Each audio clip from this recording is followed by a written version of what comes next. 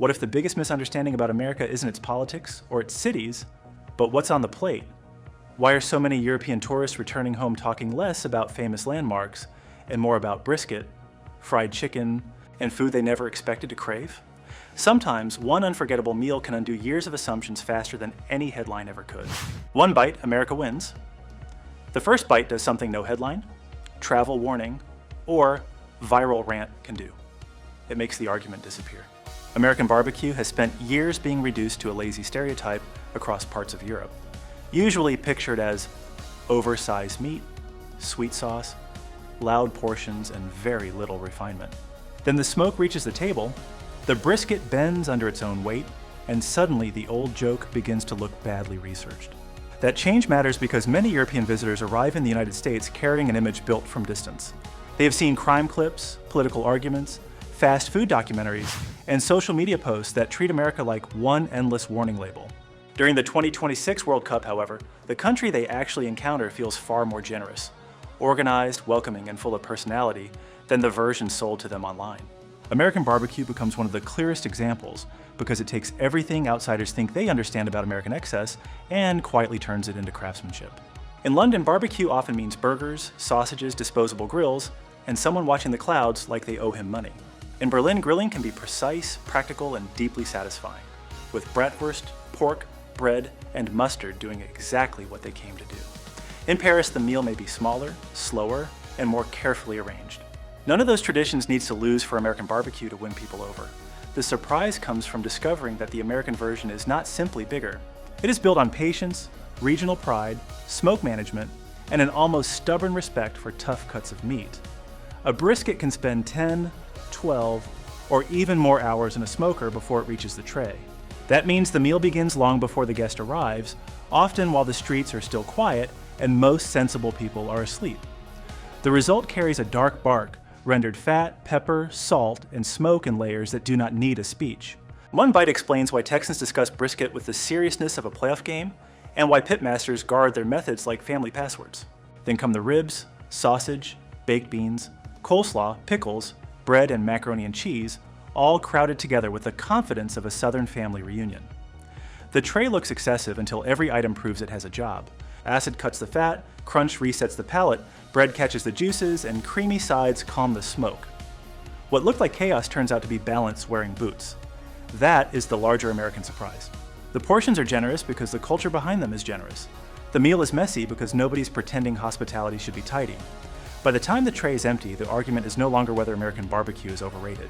The real question is how many meals it takes before going home starts to feel like the less exciting option. America did not merely serve dinner, it offered a smoky invitation to stay longer, look closer, and reconsider everything they had heard. The giant slice. A New York slice does not enter the room quietly. It arrives with the proportions of a folded roadmap and the confidence of something that already knows lunch has been solved.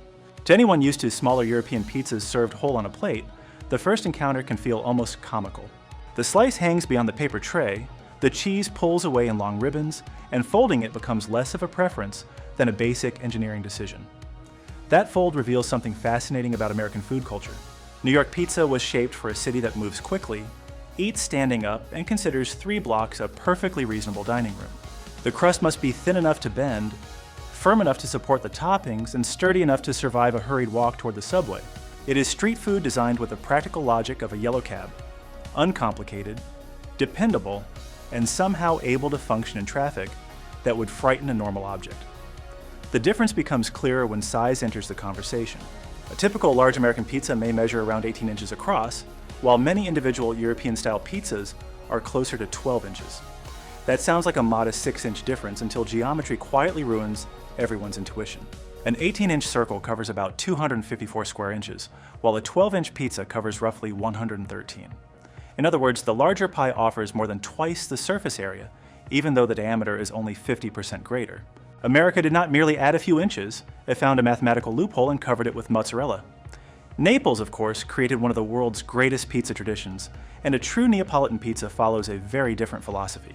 It is soft in the center, blistered around the edges, cooked rapidly at intense heat, and usually eaten as a complete personal meal. Rome offers its own crisp styles, while Paris and Berlin increasingly support excellent artisan pizzerias. New York took that European foundation and adapted it to density, speed, immigration, and working life.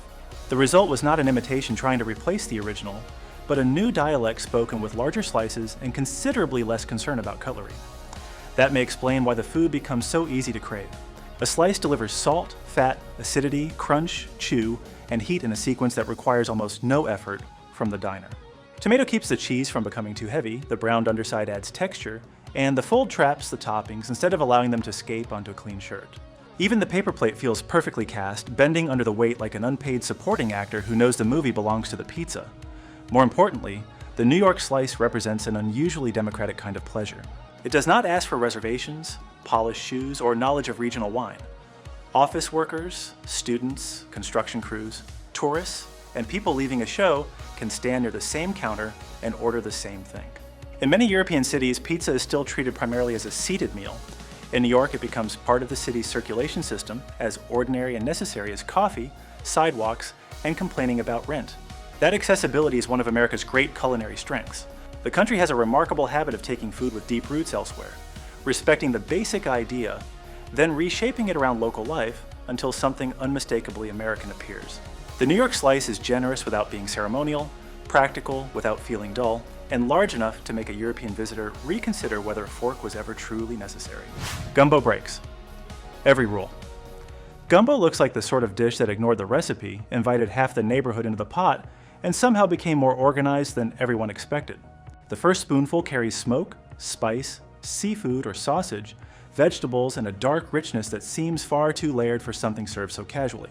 It does not behave like soup, stew, or sauce alone, because Louisiana apparently saw those categories and decided they were merely suggestions. That refusal to fit neatly into one box is exactly what makes gumbo so American. Its identity grew through the meeting of West African, Native American, French, Spanish, Caribbean, and later German food traditions in Louisiana. Even the name is widely linked to a West African word for okra, while filet powder comes from dried sassafras leaves long used by Choctaw communities. French cooking contributed roux. Spanish influence helped shape the region's seasoning habits, and German immigrants strengthened Louisiana's sausage-making tradition. Gumbo therefore carries history without turning dinner into a lecture, which may be the most Louisiana achievement imaginable. Many European dishes celebrate regional purity with understandable pride. In Marseille, bouillabaisse follows a seafood tradition tied closely to the Mediterranean coast. Hungary protects the character of goulash, while France can turn the proper preparation of a sauce into a matter worthy of parliamentary debate. Gumbo takes another path. It does not ask which culture owns the pot. It asks whether every ingredient is pulling its weight. The roux provides the clearest example. Flour and fat are cooked together until they develop a color ranging from peanut butter to deep chocolate, depending on the style and the cook. Reaching that darker stage can require 40 minutes or longer of steady attention because a few careless moments can turn patience into a small kitchen emergency. Americans may joke about watching football with one eye and the stove with the other, but gumbo demands full custody of both. That effort creates the flavor visitors struggle to explain afterward. A dark roux brings a toasted nutty depth without tasting sweet, while the so-called holy trinity of onion, celery, and bell pepper builds the aromatic base. Chicken and andouille sausage can create a smoky, hearty version. Shrimp, crab, and oysters can push it toward the Gulf. There is no single bowl that represents every household, parish, or family argument, and that flexibility is part of the attraction. Gumbo becomes addictive because every spoonful changes slightly. One brings sausage and rice, the next catches tender vegetables, while another carries enough spice to make the forehead reconsider its working conditions. Unlike a carefully plated European course, where every element may have a designated position, gumbo allows ingredients to mingle until boundaries become wonderfully irrelevant. That is the deeper charm of American cuisine. Its greatest dishes often emerge when cultures are allowed to contribute rather than compete. Gumbo does not erase its influences, it keeps their voices recognizable, and lets them share the same table. One bowl can tell the story of migration, adaptation, survival, and hospitality, yet it still feels like something made because people were hungry and expected company. Perhaps that is why gumbo leaves such a strong impression. It tastes like Louisiana refusing to simplify itself for anyone, then handing you a spoon and making room at the table. The crunch trap. Southern fried chicken has a clever way of embarrassing anyone who dismisses American food before tasting it. From a distance, the dish appears almost too familiar to deserve serious attention. Chicken, flour, oil, and perhaps a few spices. Then the crust cracks under the first bite with the sound of someone stepping on fresh snow. The juices stay exactly where they should, and every confident opinion formed 5 minutes earlier suddenly requests legal representation. Its real attraction comes from one beautifully simple contradiction. The outside should be aggressively crisp, while the meat beneath it remains tender and moist. Achieving both at once sounds easy until anyone actually tries. Hot oil wants to brown the coating quickly, yet a thick piece of chicken needs enough time for the heat to reach the center. According to United States food safety guidance, poultry should reach an internal temperature of 165 degrees Fahrenheit, or about 74 degrees Celsius. That leaves the cook balancing heat, timing, thickness, and moisture with the concentration of an air traffic controller during Thanksgiving weekend. The crust is where American ingenuity becomes deliciously obvious. Seasoned flour settles into every fold of the chicken, while buttermilk or another wet coating helps create the tiny ridges and flakes that turn golden in the fryer. Those rough edges matter because they increase the amount of crisp surface in every bite. A perfectly smooth coating may look tidy, but Southern fried chicken understands that texture requires a little chaos. The crust should resemble the back road on an old county map, with enough turns and corners to keep things interesting. Europe certainly knows how to cook poultry beautifully. Vienna has Backhandel, a traditional Austrian dish of breaded fried chicken, while Milanese cooking celebrates thin cutlets with a neat, even crumb. France can roast a chicken so elegantly that the bird seems to have attended finishing school. Southern fried chicken follows a different instinct. It favors bone-in pieces, deeply seasoned coating, uneven, craggy edges, and the kind of crunch that can interrupt a conversation without apologizing. That difference explains why it becomes so memorable. The pleasure is not created by fat alone, as critics sometimes suggest. It comes from contrast. Salty crust against mild meat, brittle coating against tender fibers, heat against cooling sides such as coleslaw or pickles. The brain receives several textures and flavors almost simultaneously, which makes the next bite feel necessary rather than optional. One piece becomes two, with the quiet efficiency of online shopping after midnight. There's also something wonderfully American about how widely the dish travels. It belongs at Sunday family tables, roadside restaurants, church gatherings, neighborhood cookouts, gas station counters, and polished dining rooms where chefs treat the seasoning blend like classified information. Few foods can move between those settings without losing their identity. Fried chicken remains recognizable whether it arrives in a cardboard box, on a diner plate, or beside a carefully dressed biscuit. That flexibility reveals a larger truth about American cooking. Great food here does not need to choose between comfort and craftsmanship. Southern fried chicken can be familiar enough to remind someone of home while still demanding precise control of temperature, seasoning, moisture, and timing. It looks uncomplicated because generations of cooks have already solved the difficult parts. By the final bite, the question is no longer why Americans love fried chicken so much. The harder question is how anyone expected a dish this crisp, warm, generous, and carefully built to remain a simple side note in the story of American cuisine. Pizza buildup. Chicago deep dish pizza looks less like something ordered for dinner and more like a building permit approved by the city. The crust rises along the edge of a heavy pan, cheese settles beneath the sauce, and the finished pie arrives with enough height to make an ordinary slice reconsider its career choices. Anyone expecting a quick foldable snack soon discovers that Chicago has brought architecture to the table, complete with foundations, load-bearing mozzarella, and a tomato roof built for severe weather. What makes this dish so fascinating is the way it reverses the usual order of pizza. A conventional pie places sauce below the cheese where everything cooks quickly on a relatively thin base. Deep dish has to behave differently because it may remain in the oven for roughly 30 to 45 minutes, far longer than a Neapolitan pizza, which traditionally cooks in about 60 to 90 seconds inside an intensely hot wood-fired oven. If the cheese sat directly on top for the entire Chicago bake, it could burn before the thick crust finished cooking. Placing it closer to the dough protects it, while the tomato sauce above acts almost like a warm shield. That practical adjustment created one of America's most recognizable comfort foods. The order seems unusual only until the first serving is lifted from the pan and the entire design explains itself. The cheese stretches from the base, the chunky tomato layer keeps the richness lively, and the crust holds everything together with the quiet determination of a Midwestern father securing luggage to the roof of a family SUV. Nobody's leaving until those straps have been checked twice. Naples treats pizza as an exercise in speed, balance, and elegant restraint. Rome offers thin, crisp varieties that can be sliced and sold by weight. Chicago follows another instinct entirely, shaped by colder weather, generous indoor meals, and a city famous for building upward whenever horizontal space becomes inconvenient. Deep dish does not try to compete with Italian pizza on Italian terms. It creates a separate experience, one that turns the meal into an event rather than a brief stop between two appointments. Its appeal comes from density without confusion. A properly made deep dish pizza may contain sausage, vegetables, cheese, sauce, and a buttery crust, yet each layer remains clear enough to recognize. The dish feels rich, although the acidity of the tomatoes keeps it from becoming one long mouthful of melted cheese. That balance is easy to overlook because the pie arrives looking capable of feeding a jury, but its construction is more thoughtful than the size first suggests. The eating rhythm also changes. A New York slice belongs to sidewalks, subway platforms, and lunch breaks that have already exceeded their legal limit.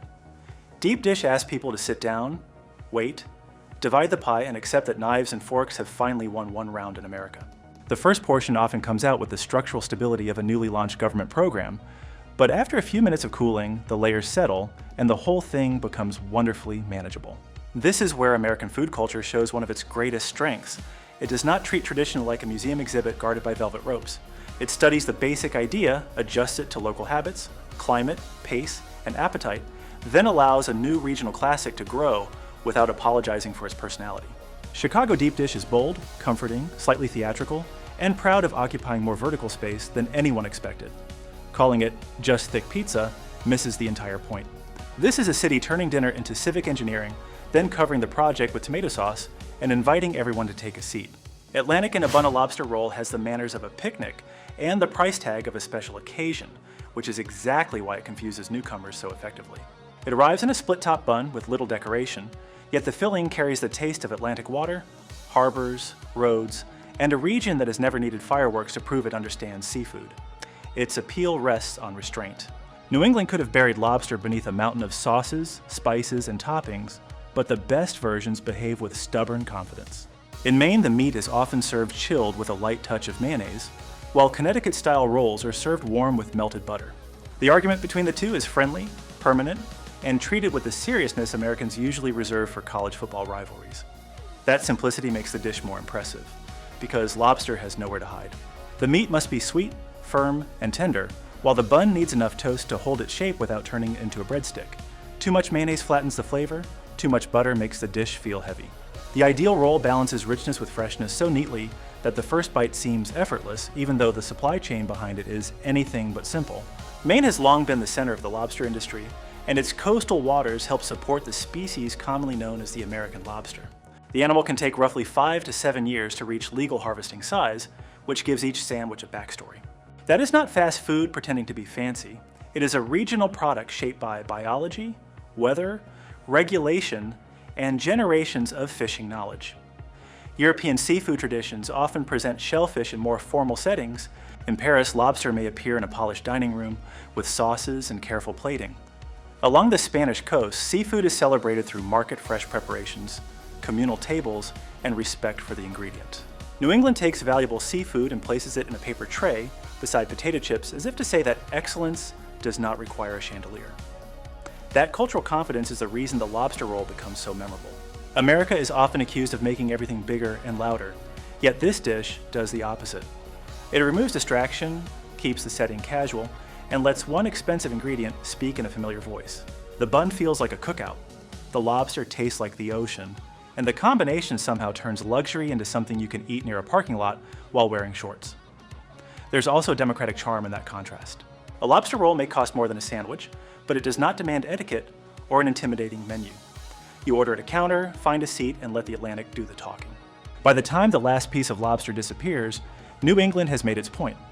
American cuisine can be bold enough to smoke meat all night, yet confident enough to place the C inside a bun and leave it alone. Breakfast gets serious. New York has somehow convinced the world that breakfast should involve a bread ring dense enough to survive rush hour, a layer of cream cheese with no interest in moderation, and smoked salmon folded so generously that the whole thing begins to resemble a small architectural dispute. The bagel with lox does not look delicate, yet that is exactly where its charm begins. It turns an ordinary morning meal into something rich, salty, chewy, cool, sharp, and deeply satisfying before most people have even answered their first email. The obsession starts with texture. A proper New York bagel is traditionally boiled before baking, which gives it the glossy surface, firm crust, and dense interior that separate it from ordinary bread shaped into a circle. That boiling stage changes the outside before the oven finishes the job, helping create the unmistakable chew that makes every bite feel substantial. British toast may crack neatly beneath a knife, and a Parisian croissant may scatter buttery flakes across a cafe table like expensive confetti, but a bagel expects participation. Your jaw has been invited to breakfast, and New York assumes it came prepared, Then the lox and cream cheese begin negotiating with that chew. The salmon brings salt and a silky texture, while the cream cheese softens the bite and rounds off the sharper flavors. Capers add a briny spark, red onion supplies crunch, and tomato brings enough freshness to keep the whole sandwich from becoming a meeting between two forms of richness. Each ingredient has a distinct role, yet the combination feels casual, almost improvised, as though the city assembled breakfast from whatever had the strongest personality. The deeper story makes the dish even more American. Bagels came to the United States through Jewish immigrants from Eastern Europe, especially communities with roots in Poland and nearby regions. Lox developed from preserved salmon traditions, while cream cheese became widely produced in America during the late 19th century. New York brought those separate histories together and turned them into a breakfast symbol recognized across the country. This is what American cuisine often does beautifully. It does not erase where food came from, but it gives different traditions enough room to meet, adapt, and become part of everyday life. In Warsaw or Krakow, bread traditions carry their own long histories, while smoked fish remains important across Northern and Eastern Europe. Scandinavia treats cured salmon with elegant restraint, often pairing it with dill, mustard sauce, or dark bread. New York takes that same respect for preservation and places it inside a bagel thick enough to make a regular sandwich look underdressed. The result is less formal, more portable, and perfectly suited to a city where breakfast may need to travel 6 blocks and survive a subway platform. That portability explains part of the addiction, but comfort explains the rest. The bagel feels substantial without requiring a full cooked breakfast, and its balance of fat, salt, acidity, and chew keeps each bite interesting. It can be eaten at a deli counter, carried in a paper bag, shared during a family gathering, or ordered after a night long enough to make noon feel like morning. Very few foods can look equally natural beside black coffee, office paperwork, or a Sunday newspaper. For visitors who expect American breakfast to mean only pancakes, bacon, and oversized cereal bowls, the bagel with lox offers a different revelation. American food can be generous without becoming careless, multicultural without losing identity, and convenient without tasting disposable. New York took immigrant memory, city speed, and serious appetite, then placed them between two chewy halves. That is not merely breakfast, it is an entire city refusing to begin the day quietly. Maybe the greatest surprise wasn't discovering how good American food tastes.